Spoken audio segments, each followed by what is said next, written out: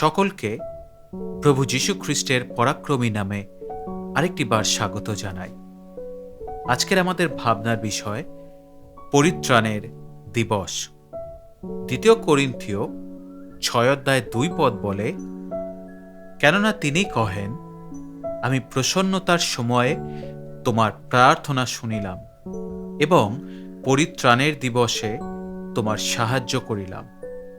দেখো, এখন সুপ্রসন্নতার সময়, দেখো এখন পরিত্রাণের দিবস।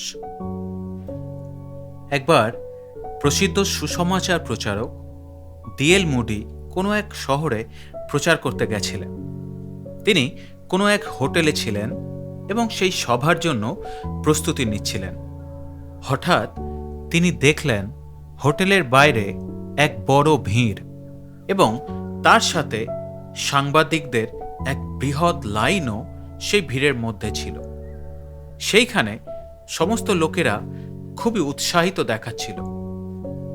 সেই সময় তিনি এই ঘটনাটি জানার জন্য খুবই উৎসুক হলেন এবং তিনি হোটেলের এক ওয়েটারকে ডেকে জিজ্ঞাসা করলেন যে এখানে লোকের এত সমারোহ কেন, বিষয়টা কি? তখন ওয়েটারটি বললেন, এই হোটেলে এক স্বনামধন্য অভিনেত্রী তার শুটিংয়ের জন্য আজ থাকবেন। ওয়েটার তাকে এটাও বললেন যে সেই অভিনেত্রী অনেক সুন্দরী। তখন পাস্টার মুডি সেই কথাগুলি চুপচাপ শুনতে লাগলেন।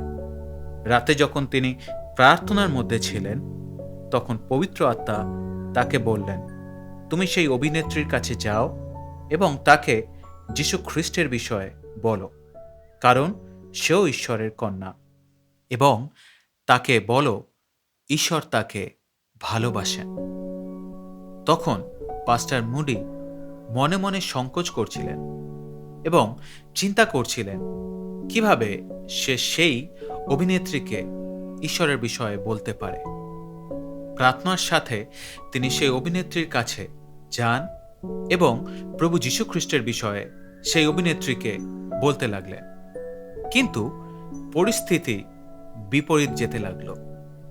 সেই অভিনেত্রী পাস্টার মুডির সমস্ত কথায় ঠাট্টা ওড়ালেন এবং বললেন, আমার কোনো যীশু খ্রিস্টের প্রয়োজন নেই। এখন আমি অল্প বয়সী এবং আমি সুন্দরী, আর আমার কাছে কোনো কিছুর অভাব নেই। পাস্টার মুডি সেই অভিনেত্রীকে অনেক বোঝানোর চেষ্টা করলেন, কিন্তু সেই অভিনেত্রী তাকে অনেক কঠোরভাবে জবাব দিচ্ছিলেন। তারা দুজনেই কফি পান করছিলেন। 2 কাপেই কফি প্রায় অর্ধেক বেঁচেছিল। তখন পাস্টার মুডি তার আধা পেয়ালা কফি সেই অভিনেত্রীর দিকে বাড়িয়ে বললেন, আপনি এই অর্ধেক কফিটি পান করে নিন। তখন সেই অভিনেত্রী খুবই ক্রোধের সাথে তাকে বললেন, আপনার পান করা অর্ধেক কফি আমি কি করে পান করতে পারি?